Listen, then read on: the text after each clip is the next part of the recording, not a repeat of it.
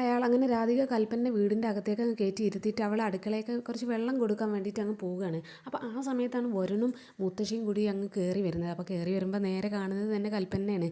അപ്പോൾ തന്നെ ഈ വരുണ് നേരെ ഇവളുടെ മുഖത്തേക്ക് നോക്കിയിട്ട് ഈ മുത്തശ്ശിനോട് പറയുന്നുണ്ട്, മുത്തശ്ശി അങ്ങോട്ട് നോക്കുക, ആരായി വന്നിരിക്കുന്നതെന്ന് നോക്കുക എന്നൊക്കെ പറയാണ്. അപ്പോൾ മുത്തശ്ശി നോക്കുമ്പോൾ ഈ കൽപ്പന കാണുമ്പോൾ ചെറിയൊരു ദേഷ്യവും ഒരു പേടിയും എല്ലാം മുത്തശ്ശിയുടെ മുഖത്തുണ്ട്. അപ്പോൾ തന്നെ മുത്തശ്ശി ഈ വരുണും കൂടിയിട്ട് നേരെ അവളുടെ അടുത്തേക്ക് അങ്ങ് ചെല്ലുകയാണ്. അപ്പോൾ തന്നെ മുത്തശ്ശി അവളോട് ചോദിക്കുന്നുണ്ട്, അല്ല നീ ഇപ്പം എന്തിനാണ് ഇങ്ങോട്ട് വന്നത്? എൻ്റെ മോനും രാധികയും ഇവിടെ സന്തോഷം സമാധാനമായിട്ട് ജീവിക്കുന്നുണ്ട് എന്ന് അറിഞ്ഞിട്ട് വന്നതായിരിക്കുമല്ലേ? അതെങ്ങനെ എന്തെങ്കിലും തല്ലിക്കെടുത്തണം എന്നുള്ള പ്ലാനോട് കൂടി വന്നതാണോ നീ എന്നൊക്കെ ഇങ്ങനെ അവളോട് അങ്ങ് ദേഷ്യത്തിൽ സംസാരിക്കുകയാണ്.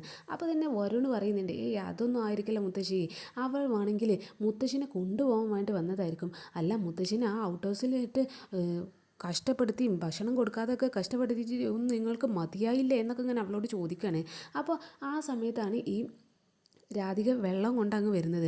അപ്പോൾ രാധികനോടും ഈ വരുണ് പറയുന്നുണ്ട്, അല്ല നീ ആരെടി സൽക്കരിക്കുന്നത്? ഇവളെയാണ്, ഇവളെ പോലെയുള്ളവരൊന്നും സൽക്കരിക്കാൻ നിൽക്കരുത്, വീടിൻ്റെ അകത്തേക്ക് പോലും കയറ്റാൻ നിൽക്കരുത്. കാരണം ഇവളെന്ന് പറഞ്ഞാൽ നമ്മളെ മുത്തശ്ശിനെ ഒരുപാട് കഷ്ടപ്പെടുത്തി പട്ടിണിയിലാക്കി, നിന്നെ അവൾ ഒരുപാട് കഷ്ടപ്പെടുത്തിയിട്ടുണ്ടല്ലോ. പിന്നെ നീ അവളോട് എന്തിനാ ഇങ്ങനെ സിമ്പതിയൊക്കെ കാണിച്ച് അവളുടെ അടുത്തേക്ക് പോകുന്നത്? അവളോട് ഇങ്ങനെ ഒരു ദയ പോലും അവൾ അർഹിക്കുന്നില്ല എന്നൊക്കെ ഇങ്ങനെ ഈ വരുണ് പറയാണ്. അപ്പോൾ മുത്തശ്ശിയും പറയുന്നുണ്ട്, ശരിയാണ് മോളെ, വിഷപ്പാമ്പുകൾക്കൊന്നും പാല് കൊടുക്കരുത്, അതേ തിരിഞ്ഞു നിന്ന് കൊത്തും എന്നൊക്കെ ഇങ്ങനെ ഇവളോട് ഒരു വാണിയും കൊടുക്കുന്നുണ്ട്. അപ്പോൾ ഈ രാധിക പറയുന്നുണ്ട്, അങ്ങനെയൊന്നുമില്ല, നമ്മൾ ആത്മാർത്ഥമായിട്ട് ഒരു സഹായം വേണമെന്നൊക്കെ പറഞ്ഞ് വീട്ടിലേക്ക് കയറി വന്നതല്ലേ, അപ്പോൾ നമ്മൾ അവരെ തള്ളിക്കളയാൻ പാടില്ല എന്നൊക്കെ രാധിക പറയുന്നുണ്ട്. അപ്പോൾ പിന്നെ രാധികയുടെ അച്ഛനും അമ്മയും കൂടി ഇങ്ങോട്ട് അങ്ങ് വരുന്നുണ്ട്. അപ്പോൾ ഇവളെ കാണുമ്പോൾ ഈ യശോദ ചോദിക്കുന്നുണ്ട്, അല്ല വീട്ടിലേക്ക് വന്നിരുന്ന അവരെന്ന് പറഞ്ഞത് ഇവളായിരുന്നു എന്നൊക്കെ ഇങ്ങനെ ചോദിക്കുകയാണ്. അപ്പോൾ രാധിക പറയുന്നുണ്ട്, അതേ അമ്മ, ഏടത്തി പറയുന്ന കാര്യങ്ങളൊക്കെ ശരിയാണെങ്കിൽ ഇവർ ചെറിയമ്മയുടെയും ചെറിയച്ഛൻ്റെ ഉപദ്രവം സഹിക്കാൻ വയ്യാതെ വീട് വിട്ട് ഇറങ്ങി നമ്മുടെ അടുത്തേക്ക് വന്നതാണ് സഹായത്തിന് എന്നൊക്കെ ഇങ്ങനെ പറയാണ്. അപ്പോൾ പിന്നെ കൽപ്പന പറയുന്നുണ്ട്, നിങ്ങൾക്ക് ഓർമ്മയുണ്ടോ അന്ന് നിങ്ങൾ മുത്തശ്ശിയെ കുറിച്ച് കാര്യങ്ങളൊക്കെ ചോദിച്ച സമയത്ത് ഞാൻ നിങ്ങൾക്കെല്ലാം പറഞ്ഞു തന്നില്ലേ? അതിനുശേഷം എനിക്ക് അവിടെ ഭയങ്കര ഉപദ്രവമാണ്, അവരവരുടെ എന്നെ ഒരുപാട് കഷ്ടപ്പെടുത്തിയിട്ടുണ്ട്. ഇപ്പാണെങ്കിൽ കണിമംഗലം എന്ന് പറയുന്നത് ചെറിയച്ഛൻ്റെയും ചെറിയമ്മയുടെയും അധികാരത്തിലുള്ളതാണ് എന്നുള്ളൊരു തോന്നലാണ് അവർക്ക്. അതുകൊണ്ട് അങ്ങനെയുള്ള അവരുടെ ആ ഒരു കുടുംബത്തിൽ എന്നെ അവിടെ നിർത്തേണ്ട യാതൊരു ആവശ്യമില്ല എന്നുള്ള മട്ടിലാണ് അവരിപ്പോൾ സംസാരിച്ചുകൊണ്ടിരിക്കുന്നത് എന്നൊക്കെ ഇങ്ങനെ ഇവൾ പറയുന്നുണ്ട്. മാത്രമല്ല ഞാൻ ഒരുപാട് തെറ്റുകൾ അവരുടെ കൂടെ നിന്ന് ചെയ്തിട്ടുണ്ട്, എല്ലാം വെട്ടിപ്പിടിക്കാനും എല്ലാം ശ്രമിച്ചിട്ടുമുണ്ട്. ഏറ്റവും കൂടുതൽ അഹങ്കരിച്ചത് വേണമെങ്കിൽ ഞാനായിരിക്കും, എൻ്റെ മുകളിലൊന്നും ആരും ഇല്ല, ഞാനാണ് ഏറ്റവും വലിയവൾ, അതുമില്ല എല്ലാവരും എൻ്റെ അടിമകൾ ാണ് എന്നുള്ള മട്ടിലൊക്കെ ആയിരുന്നു ഞാൻ അവിടെ ജീവിച്ചിരുന്നത്. പക്ഷേ അവർ കാര്യം കാണാൻ വേണ്ടി മാത്രമായിരുന്നു എന്നെ ഉപയോഗിച്ചിരുന്നത്.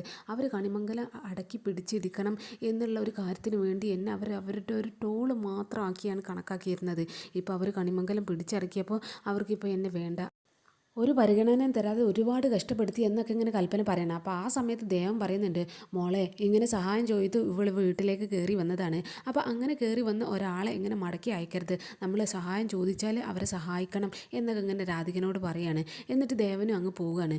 അപ്പോൾ പിന്നെ ഈ വരുണും മുത്തശ്ശിയും പറയുന്നുണ്ട്, എന്തായാലും നീ ഒന്ന് സഹായിച്ച് നോക്ക്, ഞങ്ങളെന്തായാലും ഇവിടുന്ന് എങ്ങോട്ടും പോകുന്നൊന്നുമില്ലല്ലോ, എന്തെങ്കിലും റോങ് നിനക്ക് തോന്നിയ രാധിക നീ ഞങ്ങളെ വിളിച്ചോളൂ, ഞങ്ങൾ റൂമിലുണ്ട് എന്നൊക്കെ ഇങ്ങനെ പറഞ്ഞ് ഇവൾക്കൊരു വാണിയും കൊടുത്തു പോവാണ്. കാരണം ഈ കൽപ്പനയാണ് ആൾ, എപ്പം വേണമെങ്കിലും ചതിക്കും എന്നുള്ള മട്ടിലാണ് ഇവരൊക്കെ സംസാരിക്കുന്നത്. പക്ഷേ രാധികയ്ക്ക് ചെറിയൊരു സിമ്പതിയൊക്കെ അവളോട് അങ്ങ് തോന്നുന്നുണ്ട്, എന്തായാലും സഹായിക്കുക എന്നുള്ള മട്ടിലൊക്കെയാണ് അവൾ നിൽക്കുന്നത്. അങ്ങനെ ഈ വരുണും മുത്തശ്ശിനെയും കൊണ്ട് റൂമിലേക്ക് അങ്ങ് പോവുകയാണ്. അപ്പോൾ പിന്നെ രാധിക അവളുടെ അമ്മയും കൂടിയിട്ട് അവൾക്ക് ഭക്ഷണമൊക്കെ എടുത്ത് കൊടുക്കുകയാണ്. ഭക്ഷണമൊന്നും കഴിച്ചിട്ടില്ലല്ലോ, വാ നമുക്ക് ഭക്ഷണം കഴിക്കാം എന്നൊക്കെ പറഞ്ഞിട്ട് അവൾക്ക് ഭക്ഷണങ്ങളൊക്കെ എടുത്ത് കൊടുക്കുന്നുണ്ട്. അപ്പോൾ ഇവൾ ഭക്ഷണം കഴിക്കുന്ന സമയത്തൊക്കെ യശോദയും കൂടിയിട്ട് അവളെ അങ്ങ് ഊട്ടുകയാണ്. അപ്പോൾ ഇവരിങ്ങനെ ഭക്ഷണം കഴിക്കുന്ന സമയത്ത് ഇവളുടെ ഭക്ഷണം കഴിക്കുന്നതൊക്കെ കണ്ടിട്ട് ഈ യശോദ ചോദിക്കുന്നുണ്ട്, 2 ദിവസമായിട്ടൊന്നും കഴിച്ചിട്ടുണ്ടാവില്ലല്ലേ എന്നൊക്കെ ഇങ്ങനെ ഇവളോട് ഇങ്ങനെ ചോദിക്കുകയാണ്. അപ്പോൾ ഇവൾ പറയുന്നത്, ഇല്ല, മര്യാദക്കൊന്നും കഴിച്ചിട്ട് പോലും ഇല്ല, അവർ പിന്നെ ഒരു പരിഗണന പോലും തരുന്നില്ല, അവിടെ ഞാൻ ഒരുപാട് കഷ്ടപ്പെടുന്നുണ്ട് എന്നൊക്കെ ഇങ്ങനെ ഇവരോട് ഇങ്ങ് പറയാണ്. എന്നിട്ട് ഈ കൽപ്പന പറയുന്നുണ്ട്, നിങ്ങൾ എനിക്ക് യാതൊരു ദയം തരേണ്ട ഒരു ആവശ്യമില്ല എന്നൊക്കെ എനിക്കറിയാം, കാരണം ഞാൻ നിങ്ങളുടെ മകളുടെ അത്രമാത്രം ഉപദ്രവിച്ചിട്ടുണ്ട്. പിന്നെ പട്ടിണി കിടന്ന സമയത്തൊന്നും ഞാൻ ദൈവത്തിനോടൊന്നും ഇങ്ങനെ ഓരോ കാര്യങ്ങളൊക്കെ പറഞ്ഞിട്ട് ഇങ്ങനെ കുറ്റം പെടുത്തിയിട്ട് ഒന്നുമില്ല, കാരണം ഞാൻ അത്രയും ദ്രോഹങ്ങളൊക്കെയാണ് ഇവളോടൊക്കെ ചെയ്ത് കൂട്ടിയത്, അതുകൊണ്ട് തന്നെ ഇത്രയും ദേഹമൊന്നും എന്നെ കാണിക്കേണ്ട ഒരു ആവശ്യമില്ല എന്നൊക്കെ ഇങ്ങനെ ഇവളോട് പറയാണ്. അപ്പോൾ നമ്മുടെ യശോദ പറയുന്നുണ്ട്, അങ്ങനെയൊന്നും അല്ല കൽപ്പന, അങ്ങനെയൊന്നും അല്ല, നീ എന്ന് പറയുന്നത് വരുണിൻ്റെ ഏട്ടൻ്റെ ഭാര്യയാണ്, അപ്പോൾ അതിനർത്ഥം നീ എൻ്റെ മൂത്ത മകളെ പോലെയാണ്, അതുകൊണ്ട് അങ്ങനെയൊന്നും ചിന്തിക്കേണ്ട യാതൊരു ആവശ്യമില്ല എന്നൊക്കെ ഇങ്ങനെ പറഞ്ഞിട്ട് അവളുടെ അടുത്ത് നിന്ന് അങ്ങനെ അവളെ കുറച്ച് സമാധാനിപ്പിച്ചിട്ട് അങ്ങ് എണീറ്റ് പോകണം. അപ്പോൾ പിന്നെ രാധിക ഈ കൽപ്പനയോട് ഇങ്ങനെ ഓരോ കാര്യങ്ങളൊക്കെ പറയുന്നുണ്ട്. അല്ല ഇനി ഗൗതത്തിൻ്റെ കാര്യത്തിൽ എന്താ ചെയ്യുന്നത് എന്നൊക്കെ ഇങ്ങനെ ചോദിക്കുകയാണ്. അപ്പോൾ ഇവളിങ്ങനെ പറയുന്നുണ്ട് എനിക്ക് എന്താ ചെയ്യേണ്ടതെന്നൊന്നും അറിയില്ല എന്നൊക്കെ ഇങ്ങനെ ഇവൾ പറയണം. അപ്പോൾ രാധിക പറയുന്നുണ്ട് ഒരു വഴിയുണ്ട്, ആദ്യം തന്നെ ഒരുപാട് രക്ഷപ്പെടാനുള്ള വഴികളൊക്കെ ഉണ്ട്. പക്ഷേ ആദ്യം തന്നെ നമ്മൾ ചെയ്യേണ്ടത് എന്ന് പറയുന്നത് നമ്മൾ എല്ലാ സത്യങ്ങളും നീ പോയിട്ട് സൂര്യനോട് തുറന്നു പറയുക എന്നുള്ളതാണ് എന്നൊക്കെ പറയുന്നത്. പക്ഷേ ആ കാര്യം പറയുമ്പോൾ കൽപ്പനക്ക് ചെറിയൊരു ഭയമുണ്ട്. കാരണം സൂര്യ എല്ലാ സത്യങ്ങളും അറിഞ്ഞിട്ട് അവളെ ഉപേക്ഷിച്ചാലോ എന്നുള്ളൊരു പേടി എന്തായാലും കൽപ്പനക്ക് ഉണ്ട്. അപ്പോൾ കൽപ്പന അത് എന്തെങ്കിലും കുഴപ്പമാകുമോ എന്നൊക്കെ ഇങ്ങനെ ചോദിക്കുകയാണ്. അപ്പോൾ ഈ രാധിക പറഞ്ഞു കൊടുക്കുന്നുണ്ട് ഒരു കുഴപ്പമില്ല, ആദ്യം നമ്മൾ എല്ലാ കാര്യങ്ങളും സൂര്യനോട് തുറന്ന് പറയുന്നതാണ് ഏറ്റവും ശരി. അല്ലാതെ ഒരുപാട് മാർഗ്ഗങ്ങൾ ഉണ്ടെങ്കിലും പക്ഷെ നമ്മൾ ചെയ്യുന്നതിൽ ഏറ്റവും സേഫ് ആയിട്ടുള്ള കാര്യം എന്ന് പറഞ്ഞത് സൂര്യ എല്ലാം അറിഞ്ഞുകൊണ്ടല്ലേ ഈ കാര്യങ്ങളൊക്കെ ചെയ്യേണ്ടത്, അവൻ എല്ലാ സത്യങ്ങളും അറിയട്ടെ എന്നൊക്കെ ഇങ്ങനെ പറഞ്ഞിട്ട് ഇവളോട് നേരെ സൂര്യനോട് കാര്യങ്ങളൊക്കെ തുറന്ന് പറയാൻ വേണ്ടി പോകാൻ പറയാണ്. അപ്പോൾ ഇവൾ അത് ഓക്കെ പറയാണ്. ഓക്കെ ഞാൻ എല്ലാ സത്യങ്ങളും സൂര്യനോട് തുറന്ന് പറയാം എന്നൊക്കെ ഇങ്ങനെ പറയാണ്. എന്നിട്ട് അവൾ നേരെ സൂര്യയുടെ അടുത്തേക്ക് അങ്ങ് ചെല്ലുന്നുണ്ട്. അപ്പോൾ സൂര്യ ഇവളോട് ഇങ്ങനെ ചോദിക്കുന്നത് എന്താ കൽപ്പന, നിനക്ക് എന്തൊക്കെ പറയണം എന്നൊക്കെ പറഞ്ഞിട്ടുണ്ടായിരുന്നല്ലേ, എന്താ കാര്യം എന്നൊക്കെ അങ്ങനെ ഇവളോട് അങ്ങ് ചോദിക്കണം. അപ്പോൾ ഈ കൽപ്പന പറയുന്നുണ്ട് സൂര്യ ഞാൻ പറയുന്ന കാര്യങ്ങളൊക്കെ നീ ശ്രദ്ധിച്ച് കേൾക്കണം, ഞാൻ ചെയ്ത തെറ്റുകളെ കുറിച്ചൊക്കെയാണ് ഞാൻ പറയാൻ പോകുന്നത്, ഞാൻ ഒരുപാട് തെറ്റുകൾ സൂര്യനോട് ചെയ്തിട്ടുണ്ട് എന്നൊക്കെ ഇങ്ങനെ പറയുന്നത്. അപ്പോൾ സൂര്യ പറയുന്നുണ്ട് അപ്പോൾ അതിനൊക്കെ എന്താ, നീ അതൊക്കെ ഇങ്ങനെ ക്ഷമിച്ച് നല്ല രീതിയിൽ ജീവിക്കാന്നൊക്കെ പറഞ്ഞില്ലേ, പിന്നെ എന്തിനാ അതൊക്കെ ചിന്തിക്കുന്നത് എന്നൊക്കെ ഇങ്ങനെ ഇവൻ പറയാണ്.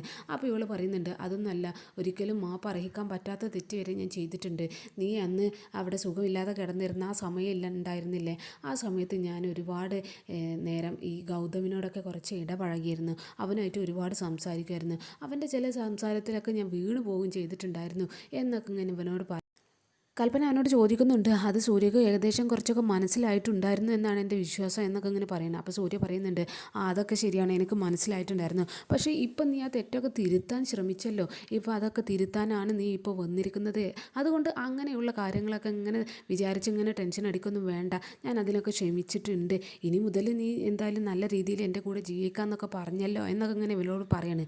അപ്പോൾ ഈ കൽപ്പന പറയുന്നുണ്ട് പക്ഷേ ഗൗതം മാത്രം അത് സീരിയസ് ആയിട്ട് എടുത്തിരിക്കുകയാണ്, അവൻ ഇപ്പോഴും അത് വിട്ടിട്ട് ഞാൻ എല്ലാ കാര്യങ്ങളും അതൊക്കെ വിട്ടിട്ടുണ്ട്, പക്ഷേ ഇപ്പോൾ അവൻ്റെ അടുത്ത് നിന്ന് ഒരു ഭീഷണിയുണ്ട് എന്നൊക്കെ പറഞ്ഞിട്ട് അവൻ്റെ ആ ഭീഷണി മൊത്തം ഈ സൂര്യനോട് അങ്ങ് തുറന്ന് പറയുന്നുണ്ട്. അവൻ എന്തൊക്കെ ഇങ്ങനെ ചെയ്യാൻ ശ്രമിച്ചു എന്നുള്ള കാര്യങ്ങളും ആ വിവാഹം ചെയ്യാൻ ഇങ്ങനെ ഫോഴ്സ് ചെയ്യുന്ന കാര്യങ്ങളും എല്ലാം ഈ സൂര്യനോട് പറയുന്നുണ്ട്.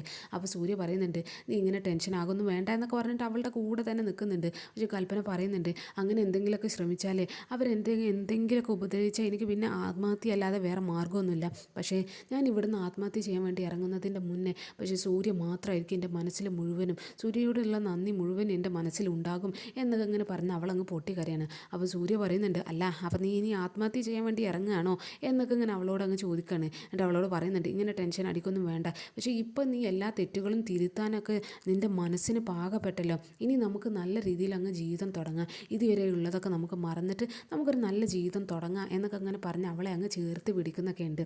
അപ്പോൾ പിന്നെ കൽപ്പനയ്ക്ക് ഒരുപാട് ആശ്വാസം ആകുകയാണ്. പിന്നെ നമ്മുടെ ആരതിയുടെ രണ്ട് കൂട്ടാളികൾ ഇങ്ങനെ റോഡിലൂടെ അങ്ങനെ നടന്നു പോകുന്ന സമയത്ത് ബെഞ്ചമിനെ യാദൃശ്ചികമായിട്ട് അങ്ങ് കാണുകയാണ്. ബെഞ്ചമിൻ ആണെങ്കിൽ ഒരു കൂളിംഗ് ഗ്ലാസ്സും ഒരു ക്യാപ്പൊക്കെ വെച്ചിട്ട് അങ്ങ് പോകുന്നുണ്ട്. അപ്പോൾ ഇവർക്ക് ചെറിയൊരു സംശയം തോന്നുകയാണ് ഇത് ബെഞ്ചമിൻ ആണോ അല്ലേ എന്ന്. അപ്പോൾ തന്നെ ഇവർ വേഗം ഫോൺ എടുത്തിട്ട് ആരതിക്ക് അങ്ങ് വിളിക്കുന്നുണ്ട്. എന്നിട്ട് ആരതിനോട് പറയുന്നുണ്ട് അത് ഞങ്ങൾ ഈ ഒരു സ്ഥലത്ത് വെച്ചിട്ട് ഈ ബെഞ്ചമിനെ പോലെ ഒരാളെ കണ്ടിട്ടുണ്ട്, അത് ബെഞ്ചമിൻ ആണോ എന്നൊരു ചെറിയ സംശയം എന്നൊക്കെ പറയണം. അപ്പോൾ പിന്നെ ഈ ആരതി അങ്ങ് പെട്ടെന്ന് പറയുന്നുണ്ട് അങ്ങനെയാണെങ്കിൽ നീ അവനെ ഫോളോ ചെയ്യേ, നിങ്ങൾ എത്രയും പെട്ടെന്ന് അവനെ ആരാണെന്ന് അറിയുന്നത് വരെ ഇത് ബെഞ്ചമിൻ ആണോ അല്ലേന്ന് ഉറപ്പിക്കുന്നത് വരെ അവനെ ഫോളോ ചെയ്തുകൊണ്ടേ ഇരിക്കുക എന്നൊക്കെ ഇങ്ങനെ പറയണം. എന്നിട്ട് അവൾ അവരുടെ ആ ലൈവ് ലൊക്കേഷനും കൂടി അവൾക്ക് അങ്ങ് ഷെയർ ചെയ്യാൻ പറയുന്നുണ്ട്. അപ്പോൾ ഇവർ ഓക്കെ എന്നൊക്കെ പറഞ്ഞിട്ട് മെല്ലെ ഇവരങ്ങനെ ഫോളോ ചെയ്യാൻ നോക്കുകയാണ്. പക്ഷേ ഈ ബെഞ്ചമിന് പിറകിലേക്ക് ഇങ്ങനെ നോക്കുന്നൊക്കെ ഉണ്ട്. അപ്പോൾ ഇവനിങ്ങനെ ചെറുതായിട്ടൊക്കെ മനസ്സിലാവുകയാണ് ഇവർ രണ്ടുപേരും ഇവനെ ഫോളോ ചെയ്യാൻ വരുന്നുണ്ട് എന്നൊക്കെ. അപ്പോൾ ഇവന് വേഗത്തിൽ അങ്ങ് നടക്കുകയാണ്. അപ്പോൾ ഇവർ രണ്ടുപേരും പെട്ടെന്ന് തന്നെ ഈ ആരതിയുടെ കൂട്ടാളികൾ ഒരു അവരുടെ കാർ എടുത്തിട്ട് മെല്ലെ ഇവനെ ഫോളോ ചെയ്ത് ഇവൻ്റെ പിറകിലൂടെ അങ്ങനെ വെച്ച് പിടിക്കുകയാണ്. പക്ഷേ അപ്പോഴേക്കും ബെഞ്ചമിൻ അവൻ്റെ കൂട്ടാളികളോട് ഒരു കാറും കൊണ്ടുവരാൻ പറഞ്ഞിട്ട് പെട്ടെന്ന് തന്നെ ആ കാറിൽ കയറി അങ്ങ് പോകുകയാണ്. പക്ഷേ ആരതിയുടെ ആ രണ്ട് ടീംസ് അവരെ നന്നായിട്ട് അങ്ങ് ഫോളോ ചെയ്യുന്നുണ്ട്. അവൻ്റെ ആ കാറിൻ്റെ പിറകെ തന്നെ അങ്ങ് വെച്ച് പിടിക്കുകയാണ്. അപ്പോൾ ഇവരിങ്ങനെ ഒരുപാട് പോയി ഒരു കാടിൻ്റെ അടുത്തിലേക്കും അങ്ങ് തിരിഞ്ഞ് അങ്ങ് പോവുകയാണ് ഇവൻ്റെ ഈ ബെഞ്ചമിൻ്റെ അങ്ങ് കാറ്. അപ്പോൾ ഇവരിവിടെ സൈഡാക്കിയിട്ട് വേഗം ഈ ആരതിക്ക് അങ്ങ് വിളിച്ചിട്ട് കാര്യങ്ങളൊക്കെ പറഞ്ഞു കൊടുക്കുന്നുണ്ട്. ഇവൻ ഇവിടെ ഒരു വണ്ടി സൈഡാക്കിയിട്ട് ഒരു ഗാർഡിനകത്തുള്ള ഒരു ബിൽഡിങ്ങിൻ്റെ അകത്തേക്ക് ഈ ബെഞ്ചമിൻ കയറി പോയിട്ടുണ്ട് എന്ന് ആരതിനോട് പറയുന്നത്. അപ്പോൾ ആരതി പറയുന്നുണ്ട്, ആ ബെഞ്ചമിന് നിങ്ങൾ അവിടെ ഉള്ള കാര്യം കണ്ടിട്ടുണ്ടോ എന്നൊക്കെ പറയുമ്പോൾ ഇവർ പറയുന്നുണ്ട്, ഇല്ല ഞങ്ങളിവിടെ ഒളിച്ചിരിക്കുകയാണ്, ഇവരെന്താ ചെയ്യുന്നതെന്നൊക്കെ നോക്കാൻ വേണ്ടിയിട്ട്, പക്ഷേ ഇവനെ ഇപ്പോൾ അകത്തേക്ക് കയറി പോയിട്ടുണ്ട് എന്നൊക്കെ പറയുന്നത്. അപ്പോൾ ആരതി പറയുന്നുണ്ട്, അങ്ങനെയാണെങ്കിൽ നിങ്ങളും മെല്ലെ ആരും കാണാതെ ഇതിൻ്റെ അകത്തേക്ക് കയറിയിട്ട് അവിടെ നമ്മുടെ ശ്യാമാമ്മയുടെ അമൃതേടത്തി അവിടെ ഉണ്ടോ എന്നൊന്ന് ചെക്ക് ചെയ്ത് നോക്ക് എന്നൊക്കെ ഇങ്ങനെ പറയുന്നത്.